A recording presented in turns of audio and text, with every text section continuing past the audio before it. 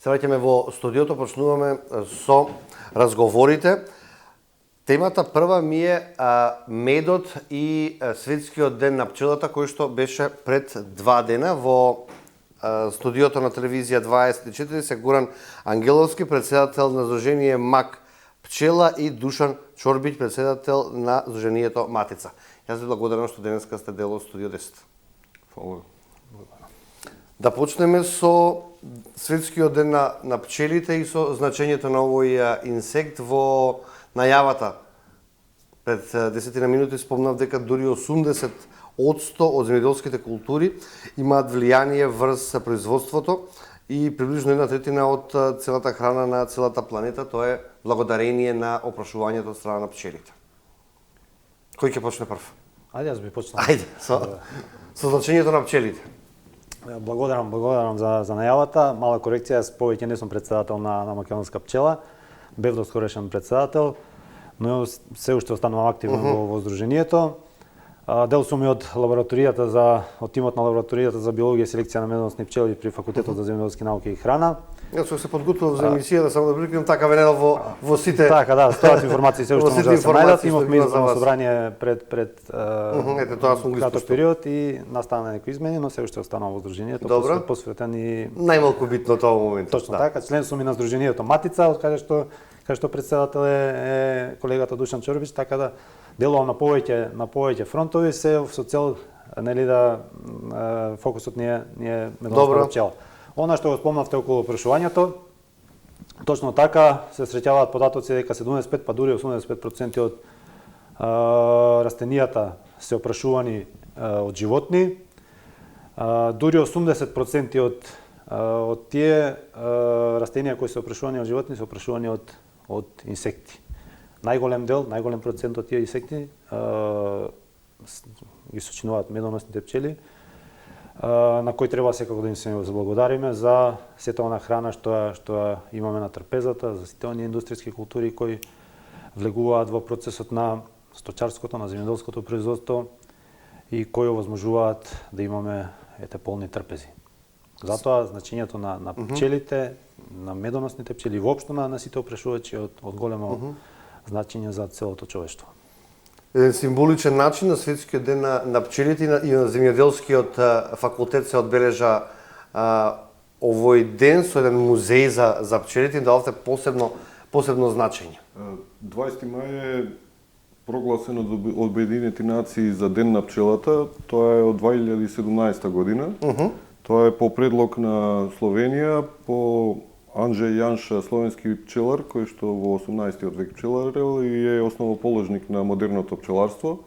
И Обединетите нации го прифатиле предлогот и од 2017 тој ден и се одбележува низ целиот свет. Ние во Македонија го одбележавме во повеќе градови, сите пчеларски сдруженија локално го обележаат тој ден, а во Скопје беше главната прослава. На земјоделскиот факултет се отвори паркот на пчелата, донација од Словенската амбасада во соработка со хуманитарна организација АДРА и факултетот за земјоделски науки и храна и сите ние здруженија, Матица Сдруженијето наше одржува предавање на тој факултет, па бевме коорганизатори на целиот настан. Паркот е отворен за сите граѓани, може да го видат, еден едукативен парк со дури има и мултимедијален дел каде што може да се чујат звуците на пчелите, како се пчелите. Во склопот на самиот факултет има и пчели кои што може да од биологијата ги работи и испитувања се вршат таму. Така да овој настан се искористи за да се алармира малце населението за значењето на пчелата и да се укаже дека е битна од аспект на опрашување, но од една страна во последно време малце пчеларството ни е во криза заради глобалните промени, заради некои нелојални конкуренции при продавање на нашите производи. Така да сите овие прилики ние ги користиме да преку медиумите алармираме и да како пчелари покажеме дека постоиме и дека го работиме на што треба да го работиме. Така, пред да одиме на нелојалната конкуренција и на состојбите со пазарот, колку климатските промени имаат влијание врз целокупниот процес на производство на медот? Секако дека климатските промени влијаат и тоа во повеќе насоки на биологијата, на функционирањето на медоносните пчели, на пчелните семејства. Од една еден од тие насоки, едно од тие насоки е да кажеме она што се однесува до здравјето на пчелите.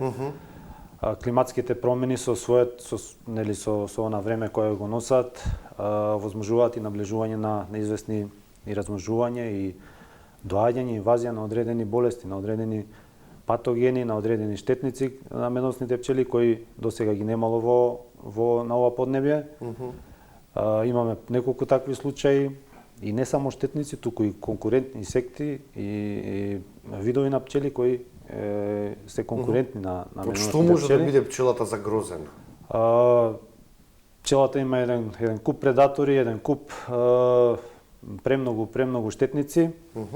Она што во моментов е атрактивно и интересно и ја загрозува медоносна, може да ја загрози и нашата медоносна пчела е еден нов паразит, ектопаразит, Tropilelaps mercedese, кој природно живее во тропските делови на Азија, екзистира таму, но сега е забележан во Грузија.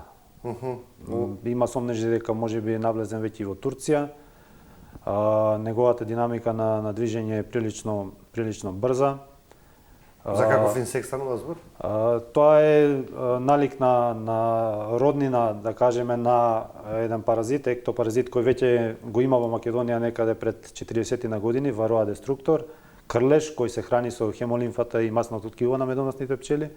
На сличен начин функционира и тропилелапсот, со тоа што за крлежот, да кажам, веќе нашите пчелари веќе се запознаени, веќе постојат начини како да се справат со него, да го контролираат во пчелните семејства, додека за тропилелапсот се уште е, да кажеме, новитет и токму поради тоа лабораторијата за биологија и селекција на медоносни пчели со начело со професор доктор Александар Узунов направи еден чекор напред.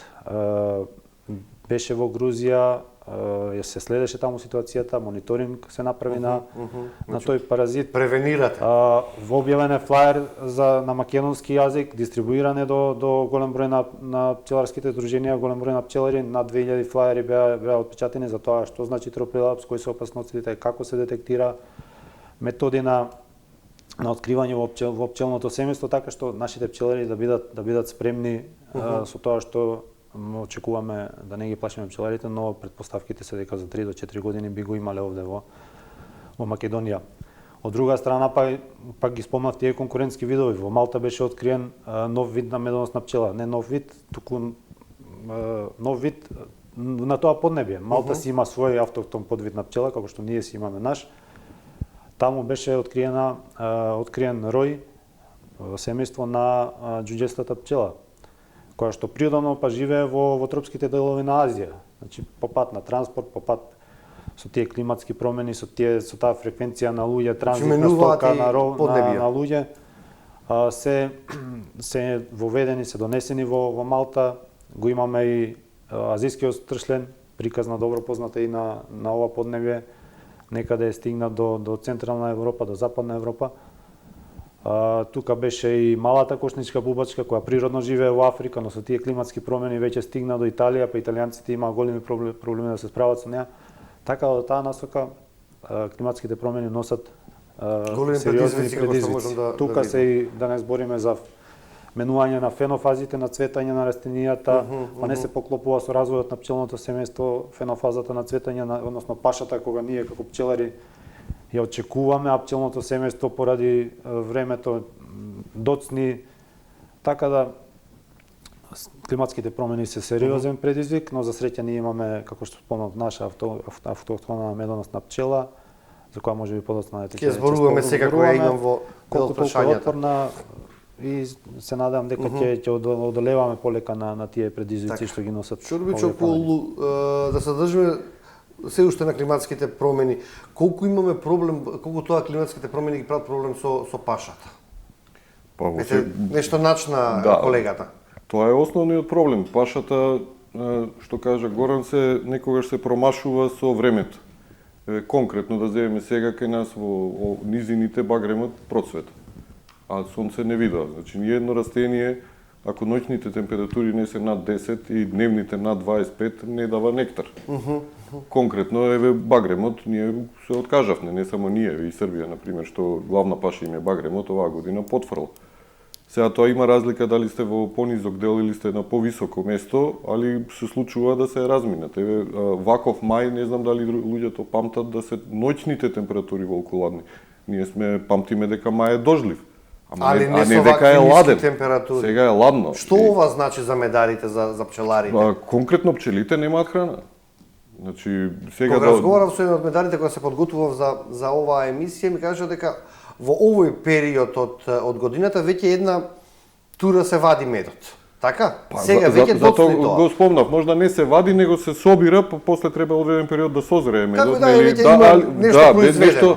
Ние конкретно треба во овој период веќе да престанеме да ги прихрануваме пчелите, него да очекуваме да принос кај пчелите. Така. А сега веќе тоа го ја ги нема. чувам пчелите на Преспанско езеро, ми се долу, кога отидов минатата недела, ја не најдов капка мед во пчелите. Значи, на граница на рентабилност, на граница на издржување, дали ќе преживеат. А од тоа дури може и обратен ефект. Нашите пчели беа добри, со многу пчели, сега имате оној ефект колку повеќе пчели, повеќе храна треба да потрошат. Така. И таа силна популација која што ние ја спремавме за да собира паша, сега таа силна популација и бројченост на пчели го изеде медот што беше во сандаците и ние сме на граница на рентабилитет и секој ден гледаме дали ќе огрее сонце и дали ќе се стопли времето. Чалијата е во моментов исто медоносно растение, го има во, да речеме, на некои 350-400 метри надморска висина, веќе процветува. Добро. Ама ако не се отвори времето, и таа ќе помине. Пред 2 дена беше убав ден, имаше некој принос, ама веќе денеска вчера тоа се намалува. И сега, што кажа Горан, нашето здружение Матица со станоците и сите активности ги одржуваме на земјоделски факултет. Таму имаме соработка и со професорот Узунов и со лабораторијата и сите овие работи се справуваме и се бориме. И веќе нормално кога тие луѓе што доаѓаат на предавање, ние негде имаме околу 136 членови со платено чланарини и сите тие се упатени во овие проблеми. И се бориме, ама против глобалните промени не можеме. Нормално. Значи, каква е смртноста на пчелите? Загубите во Македонија варираат од година во година. Факултетот за земјоделски науки и храна во соработка со една организација Колос, меѓународна организација Колос, која работи на токму на истражување на статистика околу загубите на пчелни семејства во Европа, па сега и во светот има неколку организации, неколку држави кои се приклучи и надвор од Европа. Секоја година прави еден мониторинг низ пчеларите низ своите држави со цел да види колку изнесуваат зимските загуби на пчелни семејства. Во Македонија спорадично се правеше затоа што лабораторијата и факултетот нема доволно време, па беа вклучувани и студенти заедно со професорот и кога имаше можност беа правени такви анкети, но имаме податоци за некои 10 на 15 години. Угинувањата изнесуваат и се во некој ранг на граница, на што се вика нормално, со тоа што има неколку отстапки и интересно е тоа што една таква година кога имаше да кажем просечен број на загуби на пчелни семејства во текот на зимата, Земјоделскиот институт направи една анализа, едно истражување колку тие загуби начина државата, испадна дека тоа се неколку милиони евра, кога се тоа ќе се пресмета во однос на производи, на планирано производство. Токму така, испадна дека државата се соочува со загуба од неколку милиони евра. Така да не е ова сериозно. Мислам, сериозно е, не е шега. Треба да се работи поинтензивно особено на едукација на пчеларите, како да затоа што зимските загуби се случуваат поради тоа што нешто во есента и во летото не е направено како што треба. А што е тоа што не е направено како што треба? Менаџментот околу пчелните семејства, дали се добро обезбедени со храна, дали имале доволно полен во текот на крајот на летото и есента пред зазимување, дали правилно се третирани против ектопаразитот штетници вароа. Затоа што постојат многу методи, секаде може да се сретнат најразлични начини како да се третираат пчелите. Сите пчелари прифаќаат различен метод, без да земат во предвид некои одредени параметри.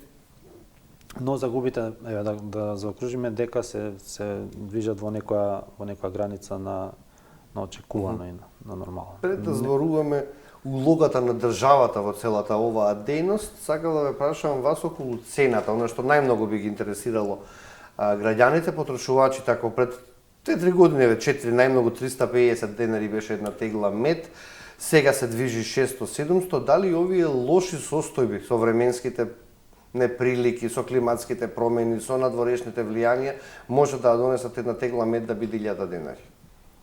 Па, прво 350 дека била пред 3-4 години, баш не се сеќавам. Ние имаме Денови на македонскиот мед, фестивал кој го одржуваме секоја година во Скопје, на улица Македонија.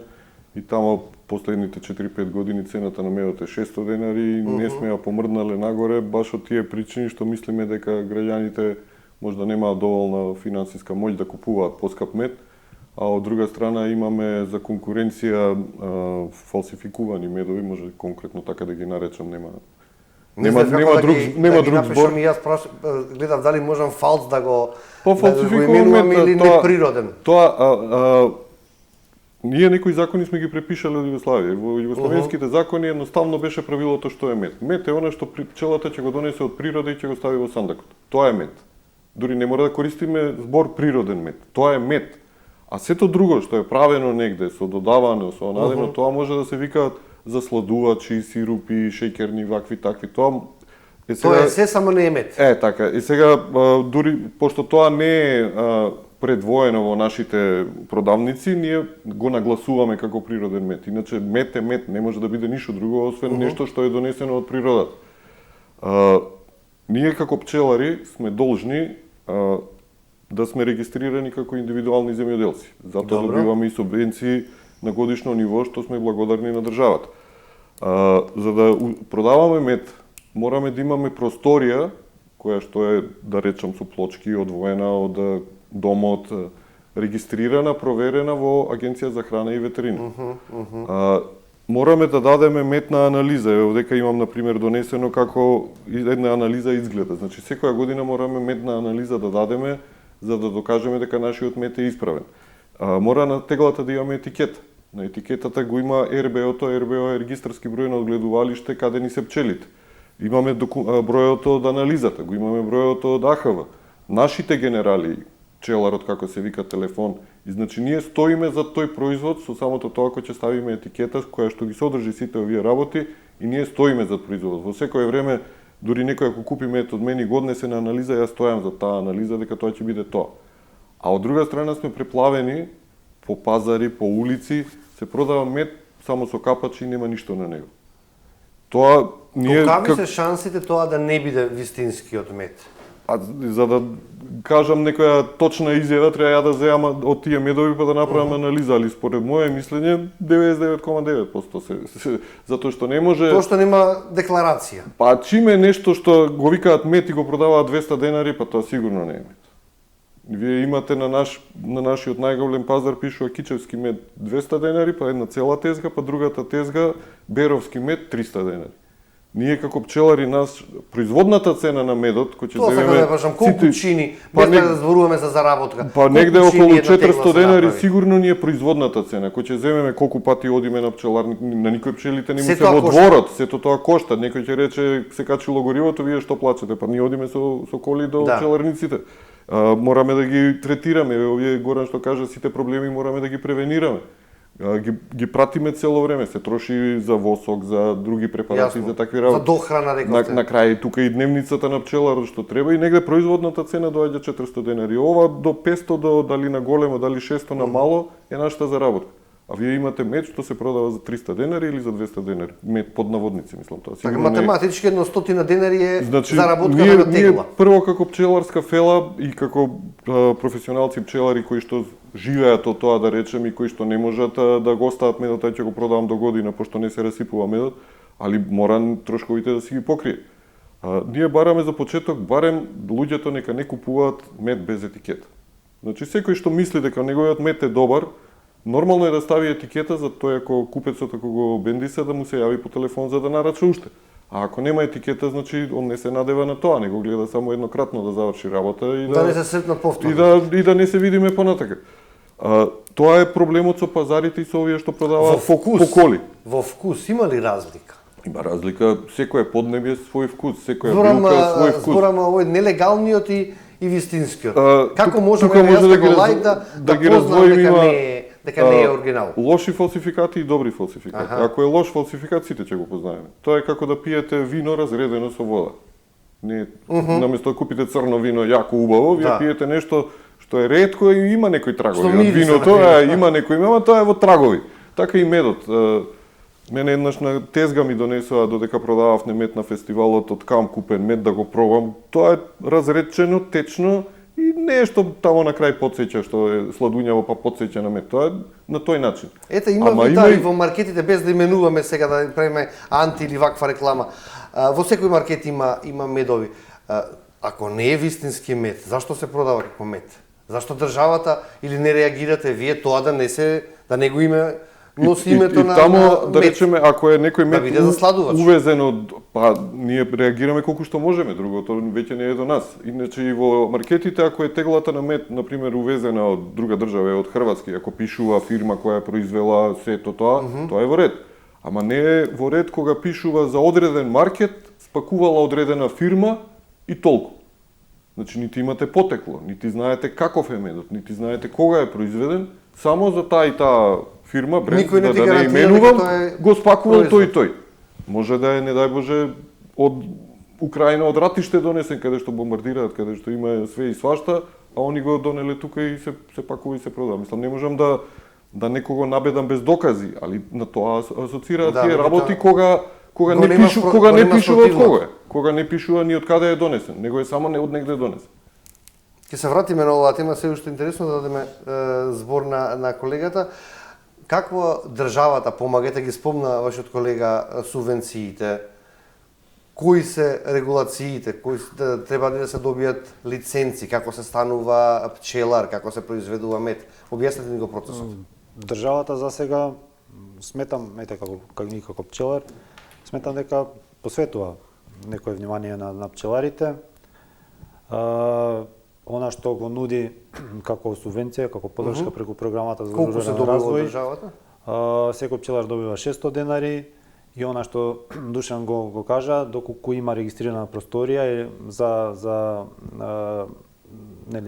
преработка на мед и пакување, 600 денари добива од плюс што? 200 денари по пчелно семејство, по Аха. презимено пчелно семејство, се прави евиденција на пролета колку пчелни семејства се презимени, тие подоцна се пријавуваат во потресната единица на Министерството за земјоделие и се добиваат по известно време субвенции од 600 денари плюс 200 денари доколку лицето има пчеларот има регистрирана просторија за преработка и пакување на мед или доколку медот го предаде на регистриран откупувач на мед.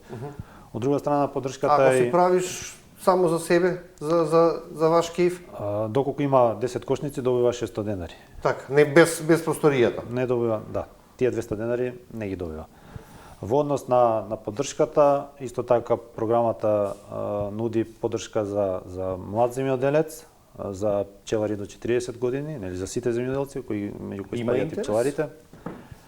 Па постои интерес, јас ја искористив таа поддршка, знам неколку колеги кои аплицира и без никаков проблем добија опрема и машини за преработка, за центрифугирање, пакување, складирање, отпечатување на мед, така да и тоа функционира. Проблемот може би сега мислам дека се малку изменети условите, тогаш најтешката работа беше што ние самите моравме да финансираме целата таа опрема, се што е наведено во апликацијата за подоцна да не ги вратат средствата. Тука е исто така и она активно за рурална жена која има возможува на жените да се вклучат во земјоделието. Мислам дека и знаме неколку пчеларки кои ја искористија таа поддршка. Исто така Како каква инвестиција разговараме, ако сакам денеска да станам пчелар, Кои ми се потребните финанси? Видете, пчеларството не бара некое големо почетно вложување. Може да се За дека треба влезе во знаење, пчеларство треба малку. многу учење, Токму така? така. На тој дел треба да му се посвети особено внимание, додека оној дел околу премата, околу пчелните семејства и не е нешто многу. Неколку илјади евра? Па да, она што државата го нуди е 10.000 евра за млад земјоделец, со тоа што може да се опреме еден солиден погон, да се земат некои 20 на 30 на кошници со пчелни Тоа се семејства доволно, и може да се почне со тоа што нели разумно е и советите се секаде и во литературата и во пчеларските здруженија дека секој почетник треба да почне со некаде до 5 кошници. Затоа што нели Па да се развива. сите имаме желба, сите сакаме да влеземе во пчеларството, дали некој како хоби го интересира природата, сака да ужива таму во неа околу пчелите, некој има се стреми кон тоа да оствари голем економски нели приход, бенефит од пчеларството. Се може да се случи на почетокот, едно воцнување, две воцнувања може да го разочарат лицето, да се откаже од се, или некаква болест, или некаква појава да се случи, да угинат дел од семејствата, па брзо да се разочара. Затоа со 5 семејства да се едноставно да се опипа професијата, да се влезе полека во секторот, во струката и полека да се шири пчелар, нели доколку тоа му лежи. Колку пчелари има во Македонија регистрирано? Па мислам дека негде за субвенции што се аплицира околу 6.500 пчелари има, со негде околу 300.000 кошници. Тоа негде околу 45 просека, ама некои се што вика горан до 10, а некои сме поголеми професионални пчелари 200-300 и така. Тоа се добри бројки. Колку во просек имаме статистика, трошиме по глава на жител мед на годишно ниво? Па не е многу зафалење статистиката, не сме дојдени ни до кило. До пред 5-6 години беше пол кило, сега негде последните испитувања се 900 грама по жител, кило за година ден. Додека овие... Тоа е една тегла? Да, така беше, не е таа 800-900 грама е теглата колку што. 950, зависи од медот, зависи така. И до кај ќе ја наполниме, што се вика. Али 950 до кило е, али ние пошто не мислиме дека во пчеларството сме најпаметни, гледаме да од соседниве држави некои еве ова што кажавме дека и донацијата за паркот на пчелата беше од Словенска амбасада. Некогаш гледам и словенците како ги тераат тие работи, како прават кај нив, на пример, е скоро 2 кила просекот по глава на жител. Ама тие многу... А колку чини во Словенија тегла мед? Па според нивниот стандард веројатно прилика исто како кај нас, ама според нивниот стандард веројатно ќе им биде поевтино. Ама не е поентата во цената, поентата е во... Што рековте пред емисијата дека во Србија е поевтино? Во Србија, да, негде околу 8-9 евра е во Србија, некои 1000 нивни динари, да речеме, тоа е негде 8-9 евра, али е поевтино на големо кога го купуваат. Пошто Србијите имаат повеќе професионални пчелари кои што вадат мед со повеќе тони, и тој мед кога ќе им заостане, тогаш драстично мора да ја спуштат цената за да направат обрт на средства, да речеме. И тогаш па се враќаме на тоа, ние не се жалиме на малопродажната цена, немаме откуп. И ја се ставам во позиција ние во Скопје и така. Имаме голем град е Скопје, имате нарошто ако подолги години се бавите со пчеларство, имате некој круг на муштери, ќе успеете поголемиот дел од тие количини да го продадете и на мало. Нешто на фестивали, нешто од куќен прак, нешто ќе однесете, ќе разнесете. Што правиме муавет со некој што се е фатил за пчеларство, живее во некој помало место во Македонија, на пример. А има 2 тона. Во Свети Николе извадил 3-4 тони мед, кај ќе го продаде? Не може во Свети Николе да го продаде. А откуп нема. За каков откуп станува збор? Сакате за надвор или за поголеми фабрики? Правиме муавет на големо откуп, тоа се подразбира во канти. Како што ние го вадиме од пчелите од медот, го ставаме во канти и тоа е на големо, значи да се дојде, да се измери и да до пред 10 години имавме македонски фирми кои што го откупуваа медот од пчеларите, потоа го пакуваа во тегли и го дистрибуираа низ маркетите, големите маркети. Ама сега и тие престанаа да откупуваат од пчеларите затоа што им е поевтино да си откупат од страна. И да си спакуваат некој мед од страна и да си го пласираат во маркетите. Едно време имавме откупи од Албанија, од Косово, од соседите наши, да речеме, кои што знаејќи дека нашиот мед е добар и го ценеа, го откупува. Сега мислам дека и тие се свртени некај други пазари, да речеме, и сега ние сме треба да си го продаеме медот по дома. А тука ние сега проблемот со овие, да речам, не медови што ни прават конкуренција. Али тоа е, мене повеќе ме загрижува што ние што сме повозрасни, што сме се фатиле во работа, веќе ја тераме, како е така, ќе се бориме. Има се повеќе се е приметно на луѓе што се откажуваат од пчеларство, дека се продаваат и цели пчеларници заедно со се кошници, со се сандаци, затоа што луѓе од самото ова што го правевме до сега, дека не можат финалниот производ да го материализираат, се решаваат да се откажат. И тоа влијае и на младите што сакаме да ги регрутираме да почнат да се бават со пчеларство. Нормална ситуација, колку ми треба вие прашате за да вложам, ама на крај ќе прашате ако извадам 10 до 15 кила просек, тоа е толку кила, Дали треба ќе да го извадам? продам, дали ќе ги продадам? Да. И ти само викаш да ќе ги продадеш, ама ќе се рекламираш на Facebook, вамо тамо, па можда ќе ги продадеш. Тоа не е решение. Нема Сега, сигурен затоа дури сигурна не можеме продажба ни да ја нема. кривиме државата, затоа што ја мислам дека е тоа некој глобален процес со ова војнава во Русија, со Украина, со некои земјоделски украински производи кои што влегува во Европа, па се затворија некои пазари, така да тоа не е толку до нашата држава, него е дека нешто што се случува глобално, да речеме. Али е тоа нешто што се прелева кај нас и сега ние го имаме како резултат. Ја се бавам со пчеларство од 91 година до пред 3 години мене мед не ми останува. Значи сум го продавал, дали нешто на големо, нешто на мало, ќе го продавам медот. Сега последните 2 колку во години просек произведува еден пчелар? зависи од колку кошници има. Тоа е да речеме, ние кога правиме мове за колку е принос на мед, одиме по кошница. Ние сме задоволни во Македонија од 10 до 15 кила ако извадиме по кошница, тоа е полна капа што викаме ние. И сега ако имате 100, тоа е тон и пол, ако имате 200, 3 тони, значи зависи колку кошници имате. Ја конкретно имам 250 пчели, меѓу 3 и 4 тони годишно. И сега не е лесно да продадете такава количина на мало. Да. А кондиторските производствени капацитети не купуваат мед? Не, и повеќе се они на користат шеќер, од овие повеќе се на засладувачи, да. И сега, затоа ние се обидуваме преку сите овие настани, преку медиумски презентации, да им укажеме на луѓето дека медот е незаменлив во здравјето на луѓето. Дури не знам колку се нашите граѓани свесни дека ние имаме прекрасен мед.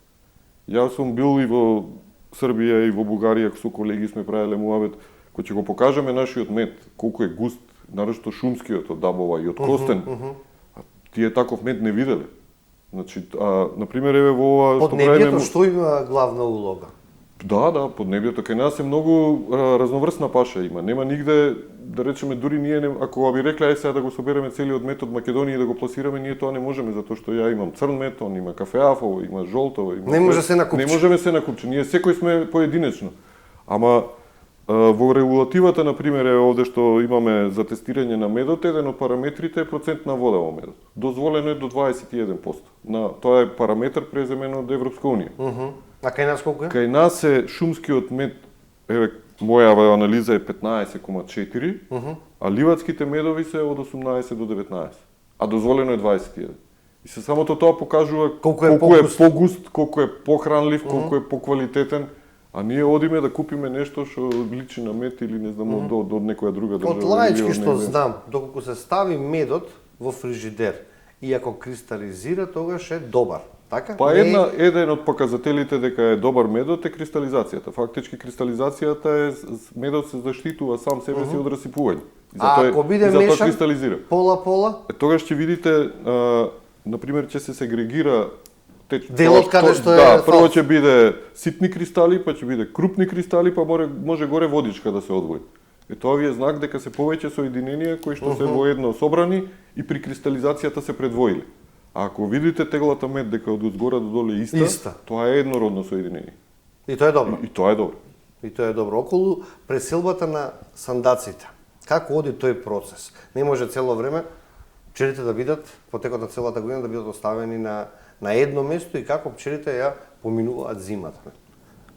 Селидбеното пчеларење станува се поатрактивно и поактуелно и во нашата држава, тоа во светот е нормална работа. Токму овие климатски промени го наметнуваат, ја наметнуваат потребата од селење на пчелните семејства. Да си во Скопје во август, човек не може да издржи така, но пчела. некои пчелари, особено оние кои се хобисти, оние кои имаат мал број на семејства, се помируваат со тоа дека пчелите остануваат стационарно и ги одгледуваат стационарно. Направиле план за годишно производство дека со тој производ се задоволуваат со таа количина на мед. Немаат време затоа што селењето бара посветување, бара време, подготовка на пчелните семејства. Потребно е да се има терен каде што ќе се однесат, не е само така да се товарат, да се припремат пчелите и да се товарат и да се истоварат некаде на некоја локација, иако во Македонија често знаеме да видиме и такви слики. Пчелните семејства мора да бидат јаки, спремни за таа паша што ќе ги носиме и нели да очекуваме одредени приноси од таа локација. Подготовките за селење се особено битни, мора тука да се провери квалитетот на матицата, потоа припремата на кошниците добро да бидат затегнати, да се работи со нови кошници или добро изолирани страници да имаат кошниците, затоа што знаеме, имавме неколку ситуации во минатото при селење на пчели се случија некои несакани последици кои се уште го потресуваат македонското пчеларство, нели се платија огромни обештетувања за минувачи, за граѓани кои беа боцнати токму од пчели кои беа во селење. Така да тоа е голема одговорност и барува огромна работа. Се дозволува на државно земјиште да се постават? Треба да имате сопствено земјиште? Како оди тоа? Како се бара локацијата?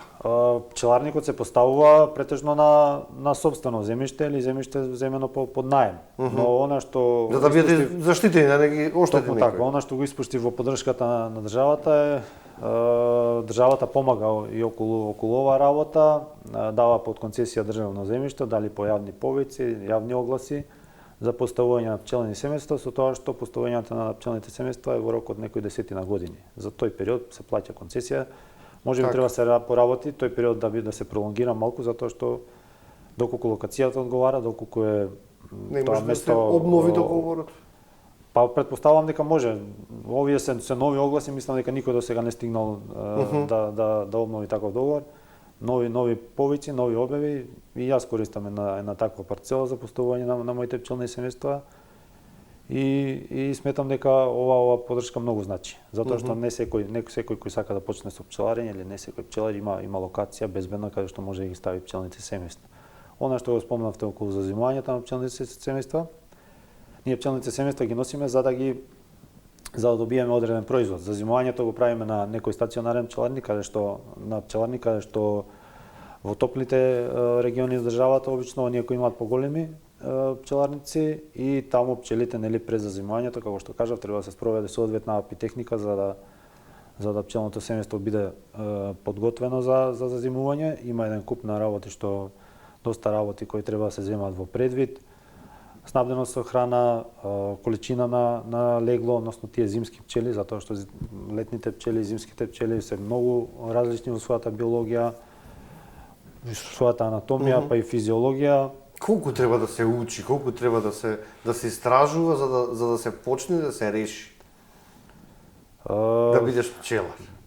Па не треба, не треба да се има само желба. Треба да се има желба да се посвети лицето за старт, и новиот треба да се прочитаат. Видете, треба да се чита, треба да се најпрво треба да се најде соодветен ментор. Некој кој ќе го придржувате. Само ук не може да бидеш. Па може да се биде, но треба да се почне само ук, но треба да се поменат многу скалила, да се стигне до некој ниво кој може побрзо да го достигнеме доколку имаме свој ментор. Некој искусен пчелар, каде што ние ќе му бидеме едноставно чираци, ќе му помагаме, ќе следиме како тој работи, ќе примаме совети од него, затоа што сметам дека и Душан знае, особено во Матица, во Сдруженијето, често одиме на состаноци, сите несебично го споделуваат своето знаење. Нема себичен пчелар, нема пчелар кој за себе го чува своето знаење и сите стојат на располагање за помош на пчеларите почетници. Што се однесува до почетниците, можам да кажам дека и факултетот за земјоделски науки и храна игра една битна улога во едукацијата на пчеларите, пред се на младите студенти од факултетот, каде што ги внесува во пчеларската наука. Веќе имаме пчеларник со поддршка на словенечката влада, имаме пчеларник во рамки на лабораторијата, кој многу олеснува работата на факултетот, затоа што студентите мора да одат во руралните места, некаде на пчеларници, 20 на 30 на километри од Скопје. Сега имаме еден заедно со паркот кој словенците го поддржаа, го изградивме. Имаме еден комплекс каде што може да се примени добра едукација на студентите. Исто така и еден проект сега во моментов работиме заедно со Адер Македонија организацијата и Словенечкото министерство за надворешни и европски работи, каде што успеавме една група од 30 на млади луѓе, почетници, претежно жени, да ги внесеме во пчеларството, проект од некои 2-3 години, им обезбедивме опрема, пчелни семејства, едукација, курсеви за почетничко пчеларење и дел од нив веќе успешно втора година се занимаваат со пчеларство. Разговорот така на тера научниот дел со Горан, со вас имате практичниот дел околу инспекциите, сакав да ве прашам. Рековте дека треба да се внимава, граѓаните како да препознаваат, што да прават, меѓутоа колку државните инспектори го контролираат она што се продава на пазарите? Па тие викаат дека го контролираат онолку колку можат, а ние мислиме дека треба повеќе да го контролираат. Затоа што дури ние сме отворени за нашите манифестации, бараме од инспекција да дојде од нашите медови да земе на анализа да однесе, за да, пошто, например... Кога има ваш саен, ваши штандови, некако сме сигурни. Меѓутоа, кога ќе одиме по зелените пазари или негде на автомобили ставени на крововите, тогаш некако сме Па тоа сме некогаш скептици, доаѓа малце нелогично, ние кога ќе кажеме таму и таму се продава мед, они викаат пријавете, па зарем ние за на пазар ако продава на тезга, зарем треба некој да пријави. Тоа си е веројатно во баждар се плаќа таму, важда некој проверува што се продава, така да ние мислиме дека до таму не треба да одиме. Ајде некој ако продава на кола може да треба да се пријави, али за ова што е по пазарите треба да се прават. Од време на време... Колку се фаќа, колку на годишно ниво се уништува таков мед? Тоа се податоци што морате од нив да ги побарате. Ние пратиме по медиуми дека од време на време ќе кажа дека таму и таму била направена акција за пленето, ова за пленето, она за пленети мед, што е веројатно логично дека ќе се заплени, затоа што тоа не е мед, али бараме да биде почесто. Затоа што ние како пчелари сакаме да се одвоиме од другите што пакуваат така наречено. Да си играте според правилата сега, вие си барате така. Една работа се правевме за како некој да почне со пчеларство. Ние мислиме дека некој што почнал со пчеларство прво треба да ја сака таа работа, да ја сака природата, ако тргне дека се мисли дека сега ја толку кошници, толку мед, толку пари ќе заработам. Тоа не е добар пристап. Ако си ја сака природата и ако сака наместо во канцеларија денеска денот да го помине на сонце на планина, од него може ќе биде нешто. А таков еден пчелар кој што ќе почне да се бави со пчеларство, кога ја сака природата, тој сигурно ќе гледа и производот што ќе го извади да биде што подобар и што почист и да се гордее со него. Да не нема да му текнува само на некои криминални активности. А имате луѓе што тргнале да речеме со математики, па кога ќе види дека математиката не му излегува, па тогаш преоѓа и кон некои други и да ги криминални работи, и да продава, и да меша, и да прави, да ја произведува, тоа веќе не е тоа. Значи, затоа ние сакаме како пчелари, пошто пчеларите дури има една анегдота, вика пчеларството не е професија, пчеларството е диагноза, вика. Значи, тоа треба да си посебен за да го сакаш тоа и да го работиш тоа. Значи, некогаш се работи по сонце, некогаш се работи по дожд, кога се сели селењето е една од потешките работи, треба луѓе да најдеш, тие луѓе треба да се спремни да помогнат, да си ја знаат работата, организација, таму сте се спремиле, врне тој ден, па одложувате за утре, па таму кај што ќе ги донесете во црна темница, обично ноќе се сели како ќе ги ставите, сето тоа е работа да речеме, ама ние го работиме затоа што сакаме да го направиме најдоброто што можеме за да добиеме на крај еден финален производ со кој што ќе се гордееме. Ние затоа викаме, мој мед, например, или наш мед на сите наши членови, ние сите со гордост го прикажуваме медот, а не да се срамиме или па не дај Боже да нема на етикета на него и да го делам така по луѓе. Секогаш сте во униформа, она заштитна кога работите со пчелите? А заштита треба да се носи на главата мора да се носи заштита. Може за око, за уво, за болат тие места да речем, али рацете обично зависи од сезоната, ако се работи нешто кога пчелите на пример никогаш не напаѓаат. Пчелите само се бранат. Значи, кога пчелата ќе помисли дека вие сакате да ја направите некоја штета, тогаш може да биде низината реакција да ве нападне. Ако вие ги работите сандаците полека, внимателно, без трескање, без брзање, без нервози, пчелата го препознава тоа и ако Го чувствува. го чувствува и ако во истиот момент има некоја паша, таа си ја гледа незината работа. Вие тоа што прегледувате, тоа е ваша работа. Незина работа е Ве препознаваат веќе. Да. Не познаваат, али го препознаваат начинот на работење. Ако дојде некој со агресија или вика имам еден сат да прегледам 10 пчели, треба да се вратам на работа, тогаш таа нервоза ќе се пренесе и на пчелите и ќе има негативен ефект. Сега во некои работи, кога збориме за селење, ова, она, кога е малце поризично, веројатно се стават и ракавици, али вака при обични прегледи дури ни ракавици не носиме. Едино што на главата стално носиме.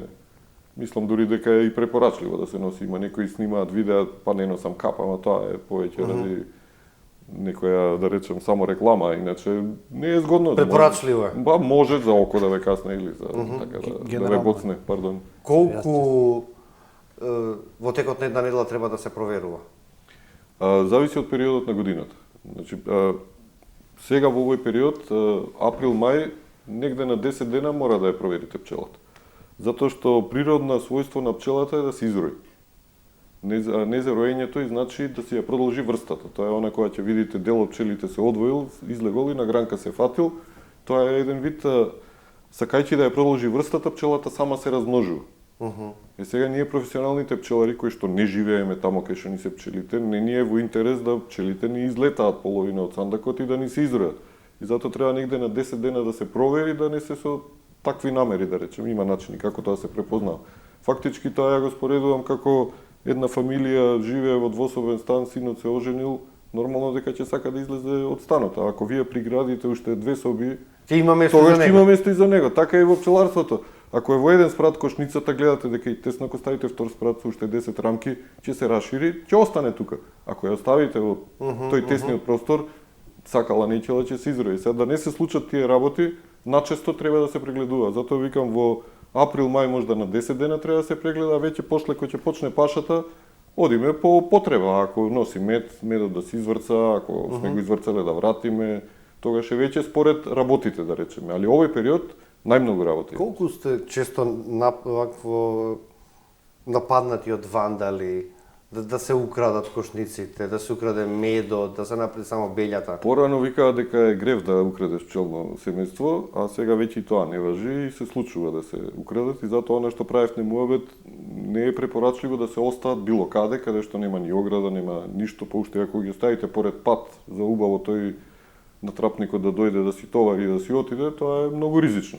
Затоа ние и кога селиме пчели гледаме да се кај На недостапни места баш. Па не толку недостапни него кај човек што сме се договориле, па самиот човек што живее тамо ќе обрне малце внимание. Например, мене ми се пчелите во Преспа, не дај Боже нешто да ми се случи, пријатели што имам таму истиот ден ќе ми јават дека нешто се случило, да речем. А некој ќе отидам ја по една недела да видам дека ја во Преспа бе 30 години чувам пчели, до пред 3 години немав проблеми од никаков тип. Не ми фалело ни еден кров што се вика, а не пчела.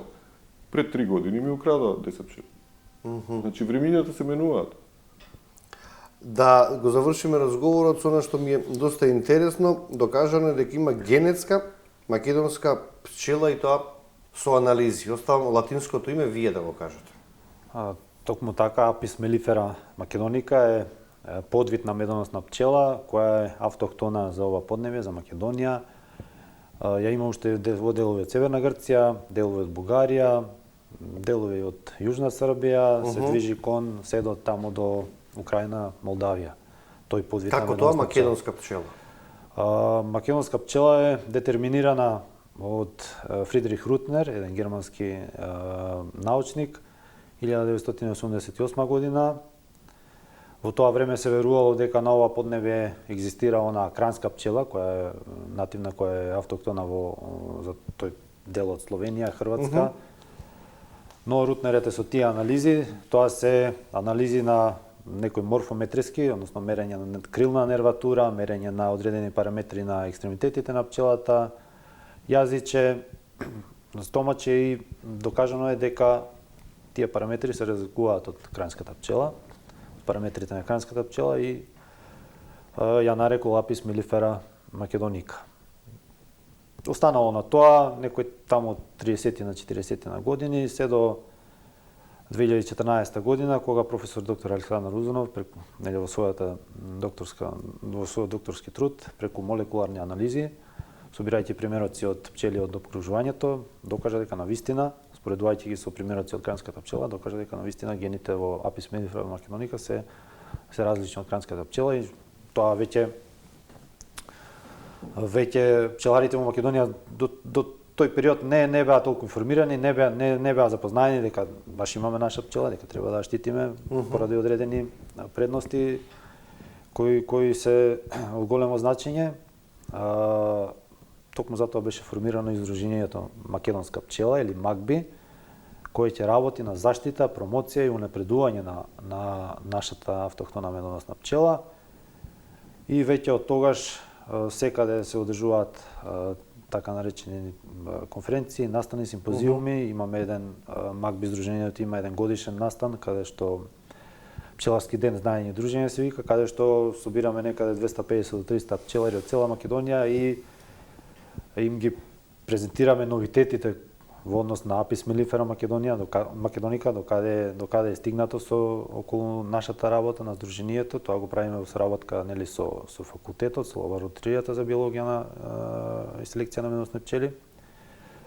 Исто така каниме и предавачи, презентери од надвор, еминентни лица, до сега гостува врвни пчеларски научници и пчелари, обидувајќи се да им доближиме каде е Европа во пчеларството, односно светот, каде сме ние. Што доколку во сандукот има од овој ген на пчели и некој друг, може да се направи мешање на територија на Македонија не постојат други подвидови на пчели или некои комерцијални хибриди, но знаете, нашата пчела поради негрижа, поради невнимание, поради незнаење, одредени други причини не била унапредувана, односно незината не била правена, не била вршена селекција. Знаете, од доброто да се бира најдоброто, па од најдоброто уште подоброто, тоа е скалило што нема крај селекцијата.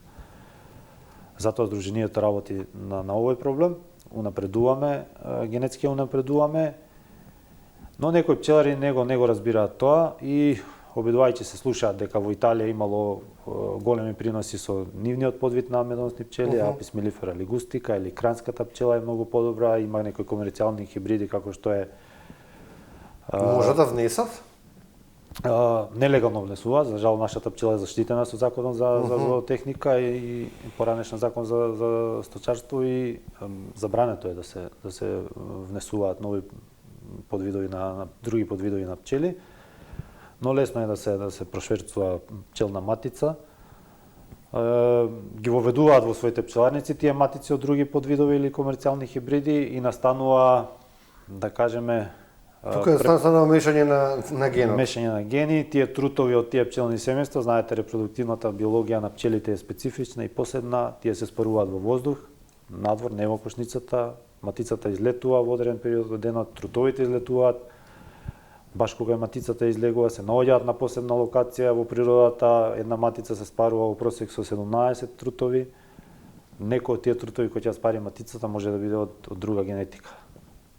Кога таа матица ќе се врати во кошницата, па ќе почне да нанесе јајца, ќе видиме, ќе забележиме пчели, затоа што пчелите се разликуваат. Италијанската е пожолта, темната пчела си е темна, нашата Apis mellifera си е таква каква што е. И гледаме различни пчели и различно однесување, некои се имаат поизразено одбранбено однесување, значи повеќе боцкаат. Она што го кажа Душан, користење барем на пчеларска капа, тоа и го препорачуваат од факултетот со сите тие истражувања, е покажано дека нашата пчела има умерено одбранбено однесување и препорачливо е носење на заштитна пчеларска капа. Така да настанува таа генетска ерозија. Ако ние очекуваме од таа матица да добиеме одредени перформанси, затоа што знаеме дека одледуваме, сме направиле перформанс тест на тоа пчелно семејство, знаеме што да очекуваме од тоа пчелно семејство, ако тоа потомство од таа матица вкрстено со тие комерцијални, воведени други раси на подвидови на медоносни пчели, тоа потомство нема да ни ги даде тие резултати што ги очекуваме и така настанува таа генетска така наречена ерозија и едноставно назадување или пропаѓање на таа генетика. Затоа е и нашето здружение през една активност, една кампања одгледувај Македоника, одгледувај наше. Затоа што Само со одгледување на македоника, на нашата автохтона пчела, можеме да правиме таа селекција и да ја унапредуваме нашата генетика и токму тој подвид е адаптиран на овие пашни услови, на овие климатски услови и најдолго преживува. Тоа и се докажи со еден научен експеримент пред некои 10 на 15 мислам години, каде што различни подвидови на медоносни пчели беа введени во различни држави, се покажа дека во Македонија македоника најдобро опстојува, во Словенија крајнската пчела, во Италија италијанската пчела. Така да нема што повеќе да се дискутира околу тоа, кога нешто научно е докажано и подкрепено, останува само на пчеларите да се држат до тоа, да го применуваат и да ги следат. Пред фактите и боговите молчат, нели? Наговаравме 40 на минути кога ќе трае разговорот, а веќе отидовме скоро 1 час. Широка тема, интересна тема. од неколку агли ја фативме. Јас ќе морам да ви се заблагодарам за денешното гостување, на вистина интересни информации, доста информации кои што не беа познати во јавноста. Секако, медото и пчеларството е една интересна тема. Ви благодарам уште што бевте дел од Студио 10. Ви благодарам и на вас и стоиме на располагање за Ви го сакувам успешна сезона и успешни благодарам на честитките и ова што рековте, ако некој сака да почне со пчели, нека побара на Facebook ПЗ Матица Скопје и нека дојде да не дружи додека држиме предавање за да научи нешто повеќе. Знаењето не го чувате за себе, ќе може да помогнете и да се развива оваа индустрија и оваа дејност. Почитувани, овде го завршуваме првиот дел од разговорот, одиме со кратки реклами, па се враќаме во студиото.